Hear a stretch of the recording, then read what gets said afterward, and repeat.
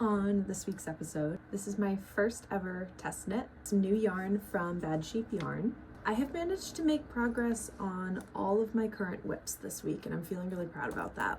We have fresh squares. Hi, welcome to the Moth Folk Studio podcast. I'm Suni, and I'm here to share with you about all of the crafty, artsy, creative things that I've been up to this week. So thank you so much for being here.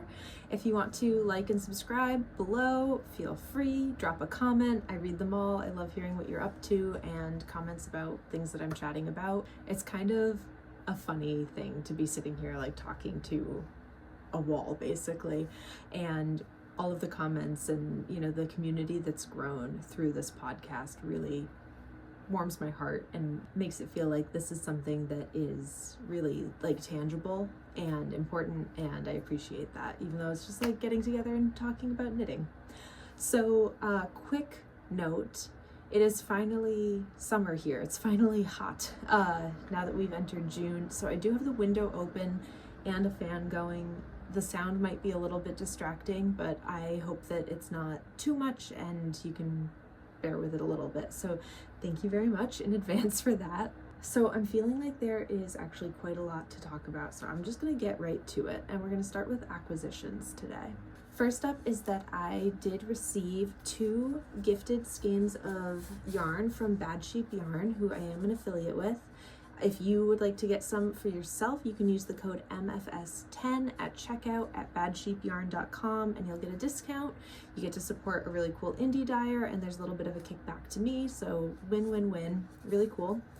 So to the yarn, I am so excited. These were 2 colors that I really wanted to try out, and they offered me 2 skeins gifted, and I said I would like these colors, please. So this is Tundra.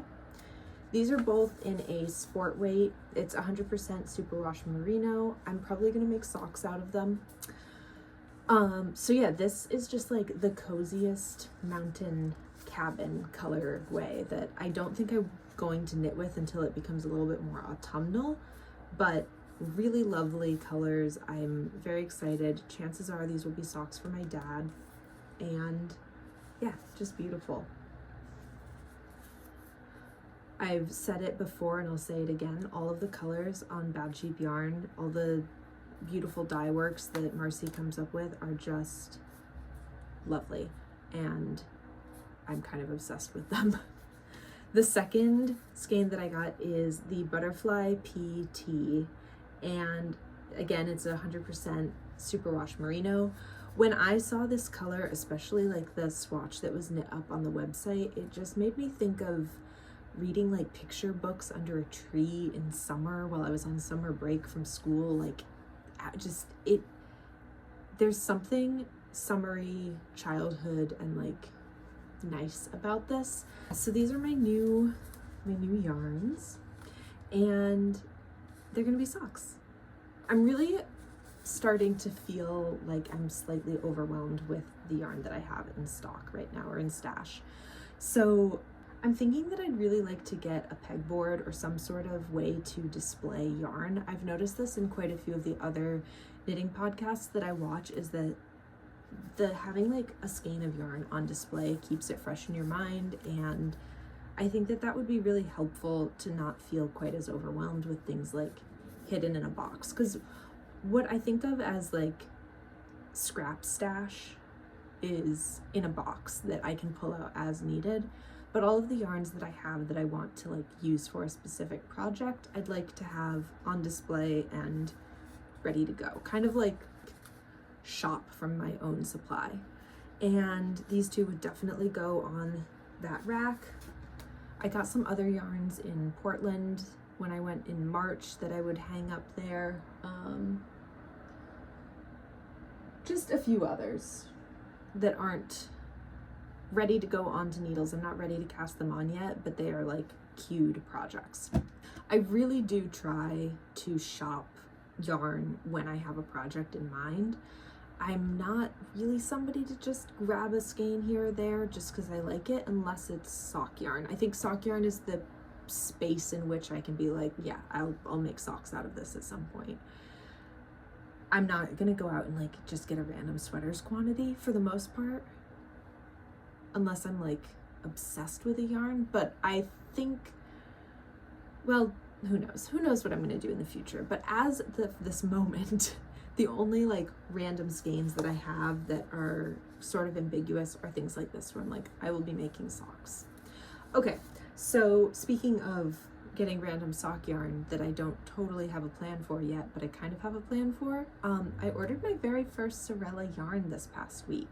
It was my birthday week, and the Sorella yarn was doing their Summer in London collection, and I thought, why not? Like, why not try this? I think being a part of like the podcast community or watching so many knitting podcasts, like there are these yarns that come up that I hear a lot about, and I'd really like to get to try them.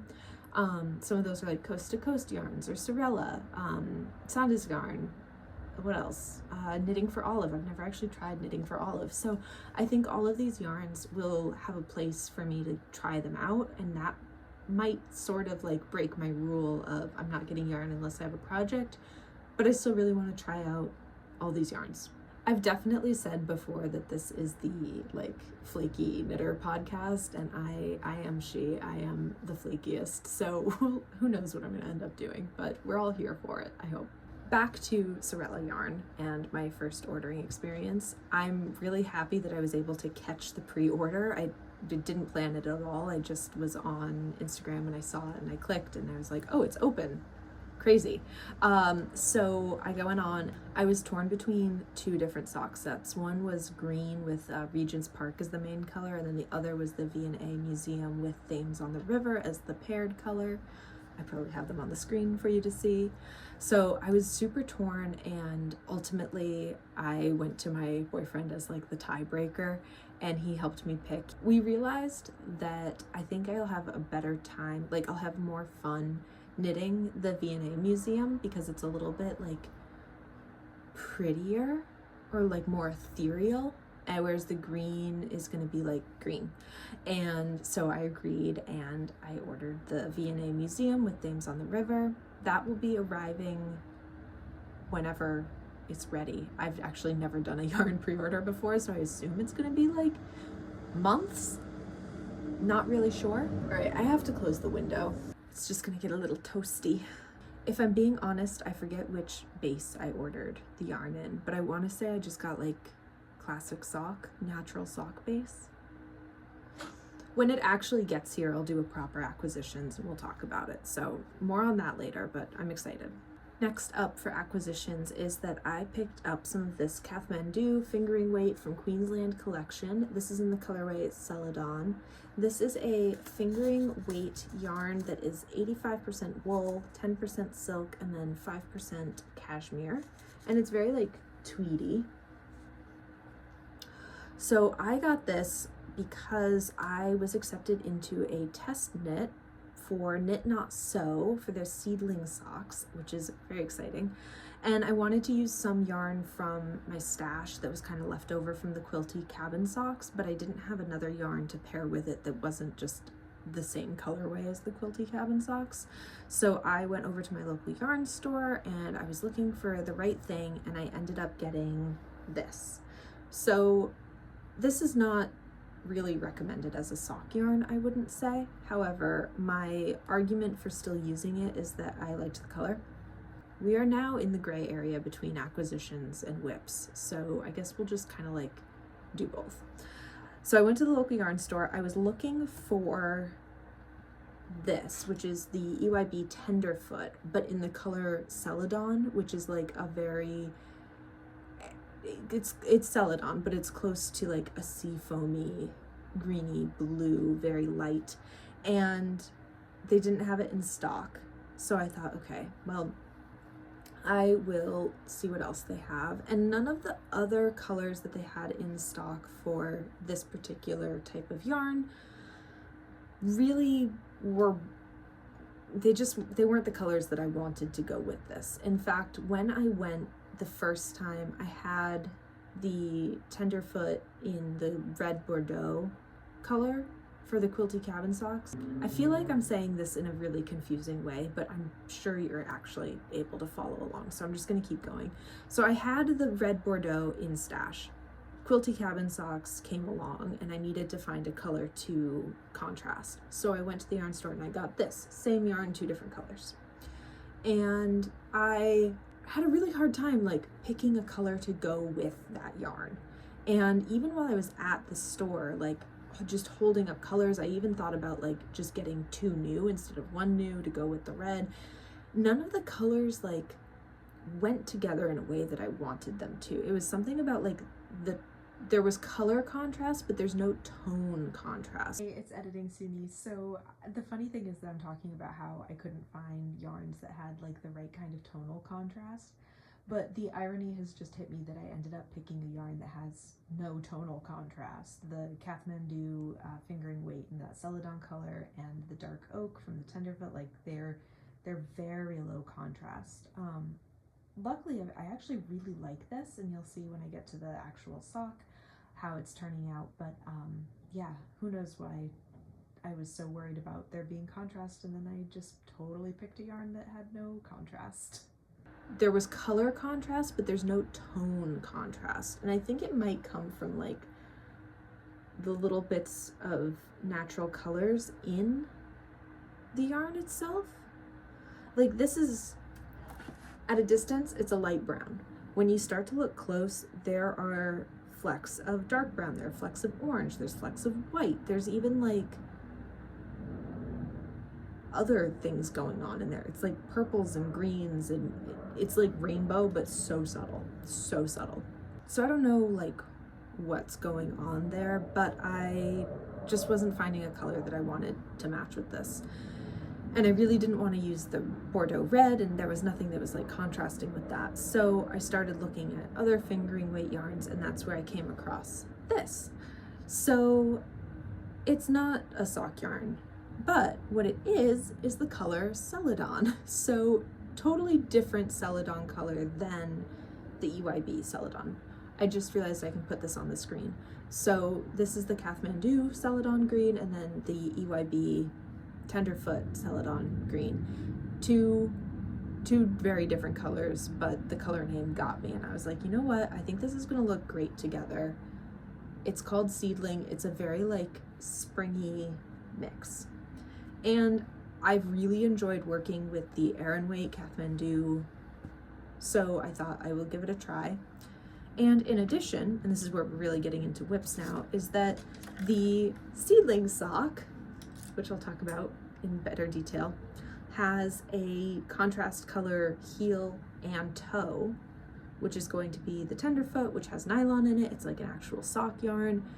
So I feel like most of the wear and tear that this would incur is going to be absorbed by this. All in all, I defend my choice. I think it's going to be fine, and if it's not, I will just darn the socks, because I kind of anticipate darning socks always anyway. And if I'm being perfectly honest, like a little tiny portion of why I bought this is that it's already balled up and I wouldn't have to wind it. More on winding later. It's not my favorite thing. I wish it were. I wish I liked it more. This is the Seedling sock, which is in testing right now for Knit.Knot.Sew. And you may or may not have seen a very charming, cute little teeny tiny hot water bottle sleeve that Knit.Knot.Sew put out maybe like a month or 2 ago, maybe 2 months ago.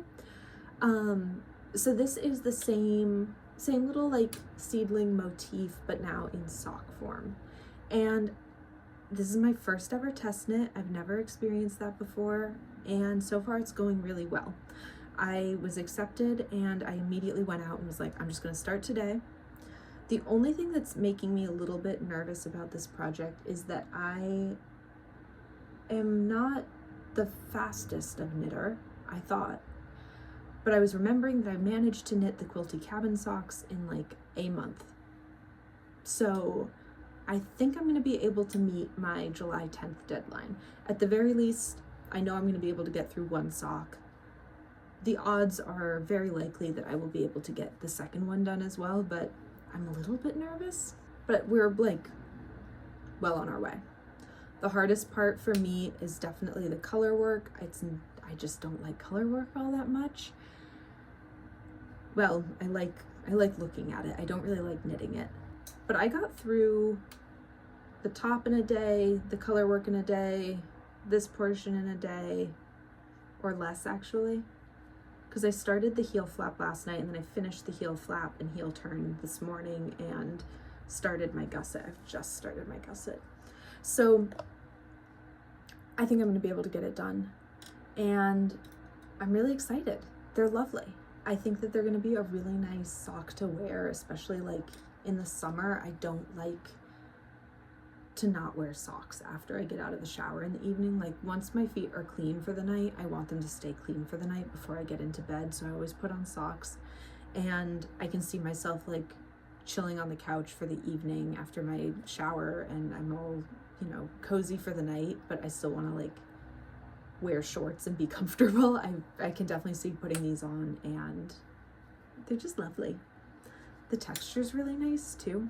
The silk and cashmere in this definitely gives it that, like, I call it a soapy feel. I don't know what the right word is for that, but that's how it feels to me. It's kind of like soapy. And I'm really happy that I'm able to use up some more of this yarn from the stash. That feels good. Little details that I'm loving about these socks are the contrasting cast on. I think that that's just like a really sweet little detail. Also the half twisted rib cuff, really nice and elastic. I think that sometimes I struggle with having like a nice tight rib for a cuff, or at least all the socks that I've made way back. This is not my first time knitting socks. This isn't even my second time knitting socks, but this is my second time knitting socks from a pattern. And what I've run into in the past when I've just like self-drafted or made up sock patterns is that I was often working toe up, and my cast off or like my ribbing was always like really loose, and I would usually knit socks for my family, and the feedback that I would get is that they were great, except they could have used like more elasticity around the leg, and this is like definitely doing the job. So this might be my preferred cuff from now on. And let's see, so here's the little seedling pattern. Not too much else to say about these. I'm just really enjoying them. Oh, I can tell you what needles I'm knitting on. These are US 1.5s or 2.5 millimeter needles. I do tend to knit a little bit on the loose side. However, I think maybe at a smaller gauge, I'm like closer to being on gauge for the pattern, and they're turning out great. So I'm knitting size 2. It's like the 64 stitch cast on. I don't want to give too much away from the pattern, but there's a little bit of increasing and decreasing in the leg. And yeah, so I'm in the gusset. More on this later. Next, I will share what's going on with the outline tee, because there isn't much. I have made progress on it this week. However, because I've been so like nervous about the seedling sock deadline, I kind of prioritized that project this week, and I've only made it like maybe half an inch on my outline tee. So it looks pretty much the same. I still am working on the area right after splitting for the front and back. And yeah, I've made it like half an inch, maybe 10 rows, probably like 8 rows. I'm still gonna move my stitch marker because I need the motivation to keep going. But I will be bringing this back to farmers markets with me this week, and hopefully I can crank through and make some progress. Last week I didn't have quite as many markets. I only did one last week, so I spent that time working on the seedling socks instead of this, and that's probably why this hasn't gotten very far. But I will update more as I make some more progress. And I'm not gonna say more about it just because I feel like I've talked a lot about the details in previous episodes, and I will talk about it more in the future. Next, Arch's sweater. Here we are. So in previous episodes, I've been deciding if I was going to give this to my boyfriend or not, but also I've been terrified of the boyfriend sweater curse. So I am happy to say that I have released the fear for the most part. I'm still a little bit scared. But we've made progress on the sweater and we got it to a whole new phase and we tried it on my boyfriend. It fits. So we are committed at this point to giving it to him. So here's where we are at. It's actually on some try-it-on tubing right now. That is where I left it because that is where I guess I got to. And then we tried it on him and then I haven't picked it up since. So here it is. You can't see me at all, but that's okay. So this is the front. I'm using all scrap yarn, mostly from socks that I've knit my family or like little sweater bits left over the years. And I'm really liking how it's coming together. Also, we tried it on my boyfriend and it looks great. I also realized I have so much more to do on this sweater because I've just joined again in the round under the armholes.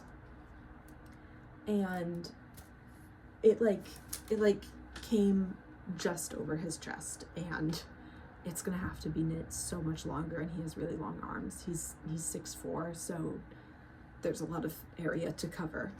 But yeah, I'm really excited about this. This is now not really a priority knit. I was having so much fun knitting it, just like the stripes and the increases of this saddle shoulder. I was really enjoying, kind of just like for learning a new thing.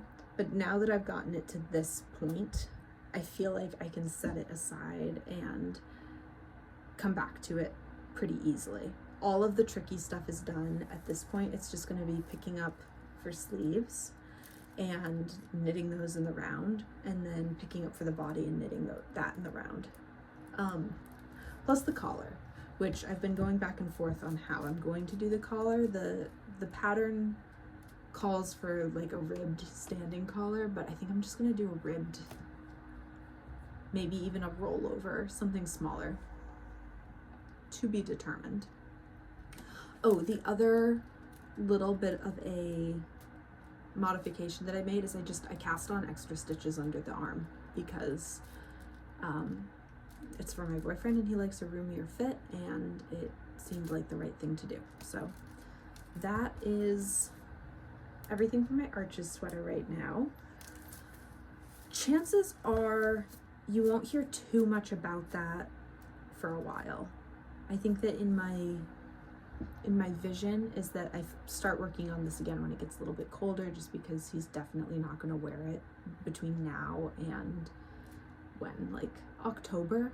So I might as well put my time into things like my summery socks or my outline tee or something that I can wear a little bit sooner in the seasons. So yeah, this is my Arches sweater, and it's a big bundle basket, and I'm going to put it up on the shelf for a little while. You probably won't hear any updates on it unless, again, it's the Flaky Girl Knitting Podcast. Maybe I'll whip it out again, but I don't know yet.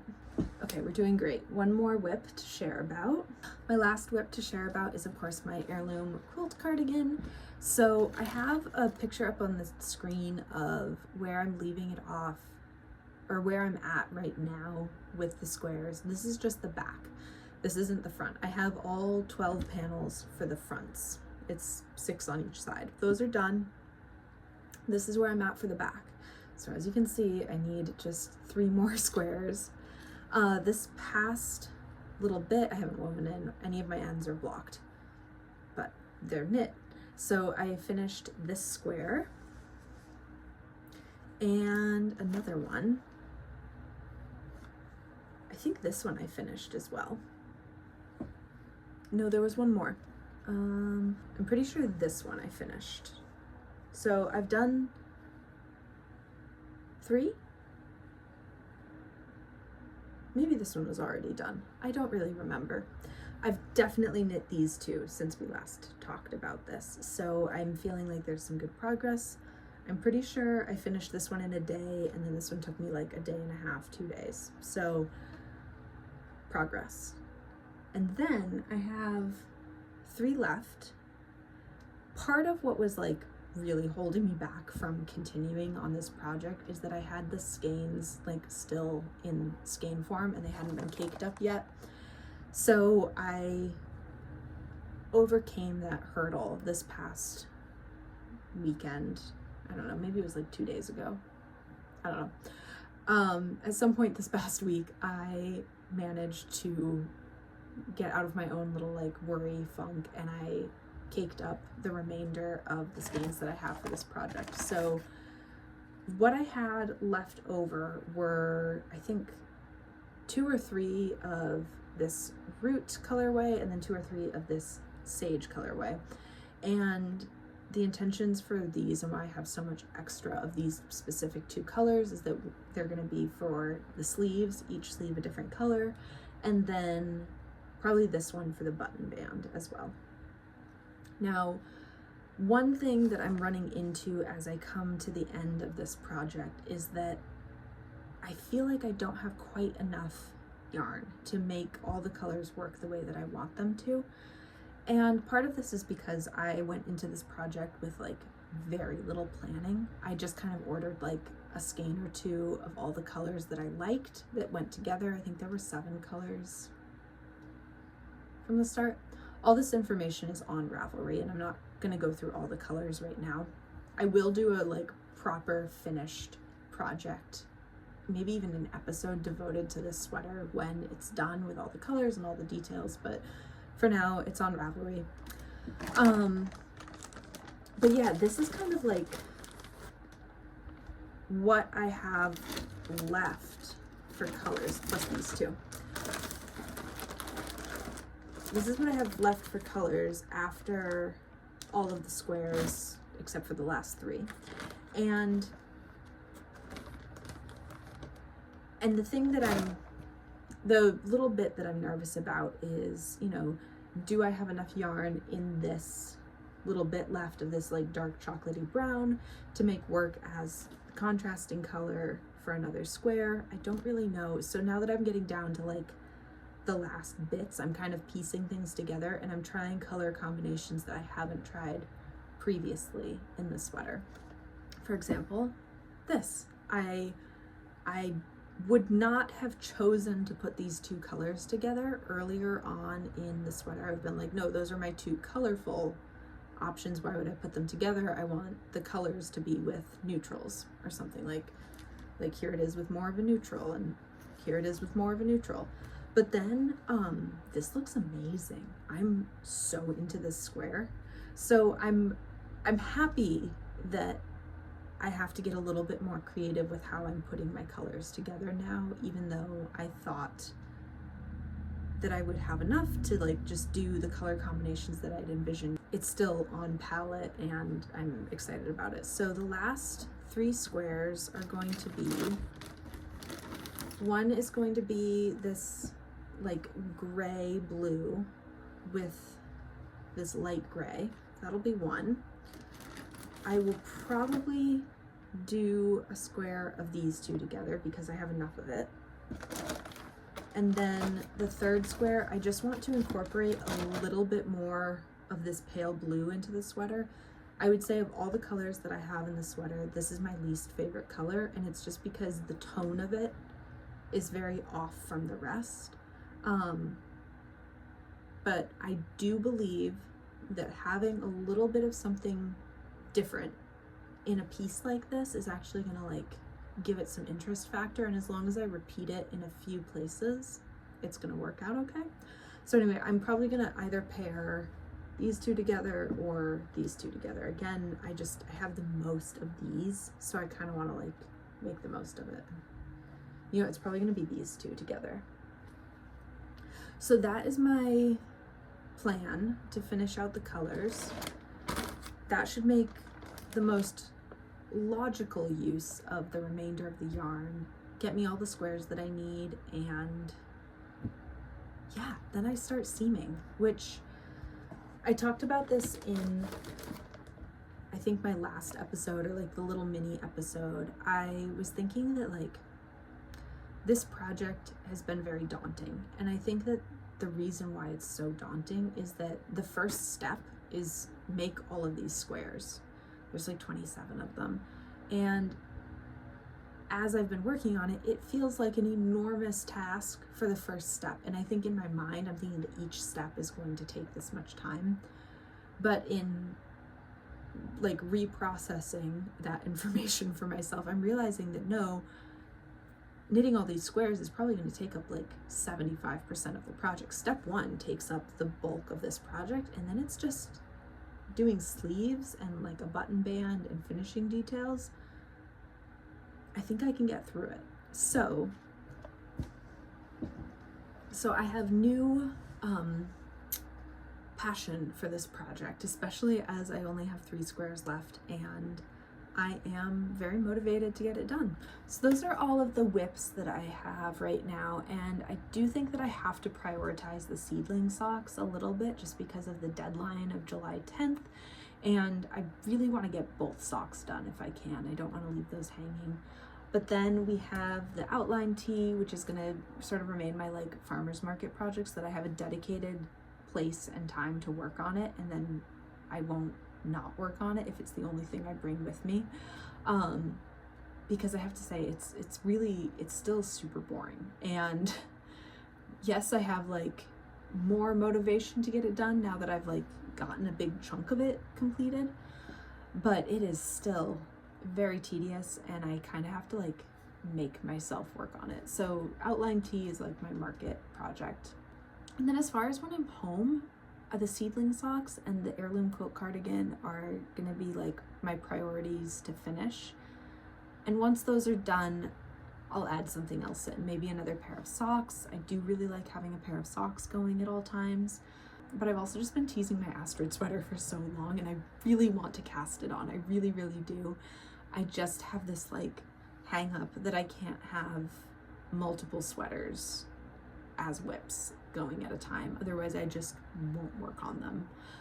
So yeah, the Assorted sweater is probably going to be the next cast on if I don't cast on another like summery top. But as always, like who knows what I'm going to end up actually casting on or completing or what, because the Seedling Socks were never in my awareness until they were, and then I jumped on it, and now I'm, you know, very deep in this project.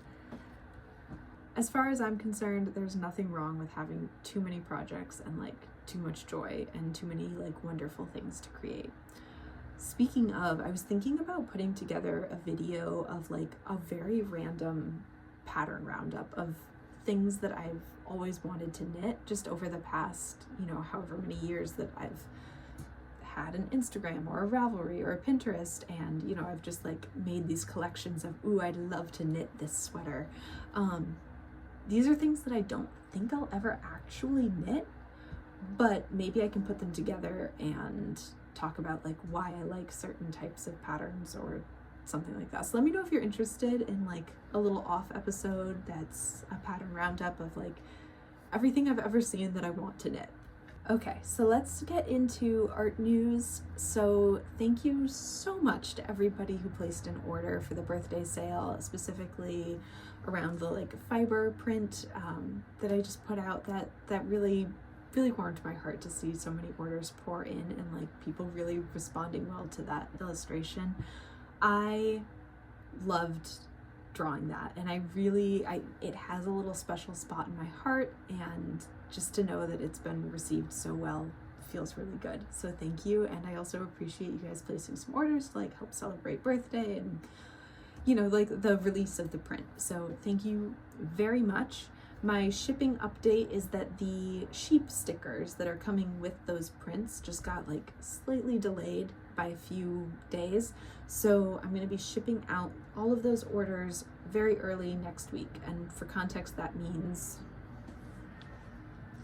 that they will all probably get shipped out June 10th. And then I will update you with tracking and everything needed from there. So if you placed an order, they'll be shipping out definitely by like June 10th.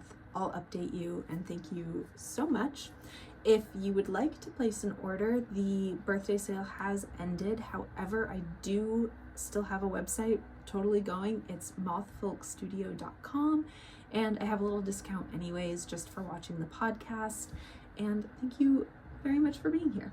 As far as market news goes, we have been off to an extremely cold and rainy start to the season. It's been like 50 degrees, high 40s, maybe even some days, and dreary and windy and honestly kind of miserable at the markets.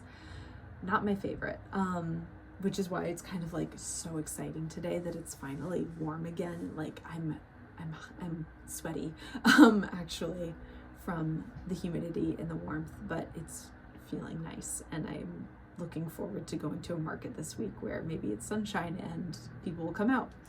So yeah, it's been a tough start to the market season. My little personal philosophy on it is that it can only get better, and I'm just bearing with it. And I've actually been trying not to call out of rainy day markets this year, or at least not as many, just to see if it's still worth it to go to a rainy day market. And my sense of things is that a weekend market, still worth it. And a weeknight market, like a little town evening farmers market, not so much worth it, even in the rain. Granted, I am somebody who is selling art and paper goods, non-essentials. Delightful little things, but non-essentials. So my calling out doesn't feel like it's going to impact somebody's ability to get access to food or, a community in a sense that seems more essential. I think that having artists at markets increases a lot of like vibrancy, and it's an important part of the experience, absolutely. And I appreciate that I get to be at markets, but I'm not feeling like I'm doing a disservice by removing myself, especially if I'm, giving adequate information and consideration and time for the market managers to adjust and everything. Like, I think it's all good. I try to be considerate, but some days I just can't go because the rain would absolutely destroy all of my prints. When I have been at markets, they've been going really pretty well, other than it being like very cold and hard to be there physically.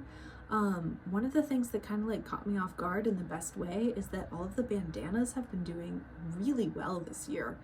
I don't have that many left. I do plan to print a restock soon-ish, but not immediately. So if that is something that you are interested in, I would order them. They're on my website.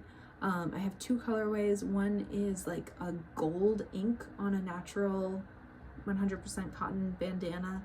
Those are really cool, and the glittery gold of it is very subtle. It doesn't shed at all, like the metallic is in the ink, and I love that one. And then the other is just like a classic black ink right on the 100% cotton. Both of them really nice. I couldn't decide between the two when I went to the printer, so I was like, I'll just do both. One of the really like wonderful things about these bandanas and the t-shirts that I'll be printing this year as well is that they're all printed locally to me, so I feel really good about like supporting another small local art business and just kind of like benefiting the local economy in general. So thank you to everybody who is participating in that as well. So after every market, I like to go through and I add all of my sales data to a spreadsheet that tells me like what I've sold and how many, and helps me keep track of inventory and also like sales data.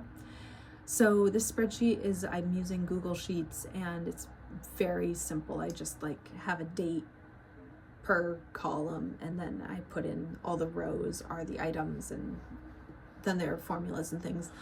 The one thing that I haven't quite figured out how to represent in a way that makes sense with like all the formulas and also for myself is that there are times where I'm sold out of a product. For example, right now I'm actually sold out of my Celestial Fauna garlands, like the little critter garlands. And so it looks like I'm not making any sales on that product, even though that product is one of my like very best sellers. And I'm going to say, like, knock on wood, without fail, if they are in stock, I sell one at least every market. So I'm trying to figure out a way to put together in my spreadsheet a way to notate, like, there are no sales here, but it's because it's sold out, or something like that. And then that will actually help me be able to track, am I selling this consistently every time if it's in stock? Is this a product that I should be like really putting all of my energy into making sure that I have ready to go every single market? Or is it one where, like, if it's not in stock and it's not selling, but then it's also not selling when it is in stock, does that matter? Does that make sense? I guess why I'm telling you this is that I'm interested to hear somebody's like idea of how I can notate that in a spreadsheet other than just simply writing sold out. Because if I write sold out in a field that should be a number, then it calculates as a number, as a word, and then the formula gets messed up. I don't know where this Sharpie came from. So yeah, that's my little question. Just if anybody's like a real spreadsheet whiz and has an idea for how I can keep track of that specific kind of data, that would be helpful. Maybe I even just need to put it in its own spreadsheet. Like days sold out of a product versus days with it.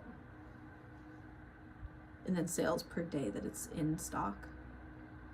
I don't know. We'll think on it together. Other news, this week I've been working on my patio out our back door a lot. I've been really wanting to make this into a space that's nice to sit and like have a little bit more privacy, just because I live in a condo complex where all of the buildings, it's kind of like a big rectangle that looks over a shared backyard and pool area, and it can feel a little bit like a fishbowl, and I really want to have a space that feels like slightly more private. I've always grown up with like woods in my backyard and space between neighbors, which I feel incredibly fortunate to have had so much of my life, and now that I'm here, I'm like feeling the pressure of population basically. And so what I've done is I've added these like little garden boxes with lattice around, and that creates like a nice little wall. I've planted morning glories in those boxes that they'll grow up and create some like shade and space definition. I'm feeling really good about it, especially with the chairs out there and this umbrella that I rigged up. I think it's going to be a nice space to spend the afternoon. I'm also really lucky that our particular unit like looks out over the backyard where we have all these trees instead of like the pool right in front of us, so that creates some natural shade and like a little bit of a buffer as well. All in all, I really do like living here and having like even just a little bit of a yard or a little bit of a patio space. Like having outdoor space is really important to me. Last year, I moved into this place with my boyfriend. He'd been here. I moved in with him about a year ago, and I spent most of this last year just like more so focusing on the inside and not so much on the outside. And so this year I'm spending time like putting together the outside space so that I can make the best of the patio and use it more. So that's feeling really good. I have already tested it out for sitting out there for knitting, and it's great. It's perfect. So more on the patio as things continue to grow, but I'm feeling good about it.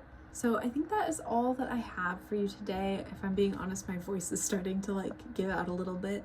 So thank you so much for being here. I really appreciate it. Again, if you'd like to like or comment or subscribe, please do. It helps me to know that people are watching and want to see some more, and kind of keeps the spirits high.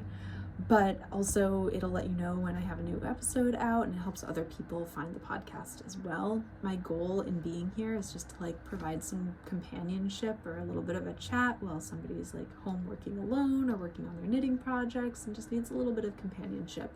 That is sort of how I use knitting podcasts as well, and I'm just like really happy to be a part of it and making more.